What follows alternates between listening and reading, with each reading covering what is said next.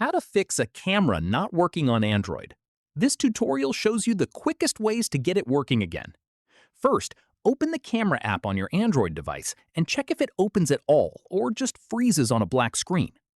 From there, close any other apps running in the background that might be using the camera at the same time, since only one app can access it at once.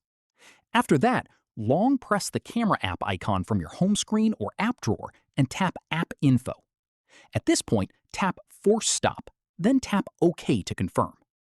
Following this, go into Storage from that same page and tap Clear Cache. From here, scroll down and tap App Details in Store to check if an update is available, and install it if there is one. Once updated, restart your device by pressing and holding the power button until the power menu appears, then tap Restart. That's how you fix a camera not working on Android. If this got things working again, drop a like, subscribe for more Android tutorials, and hit the bell so you don't miss the next one. Catch you then!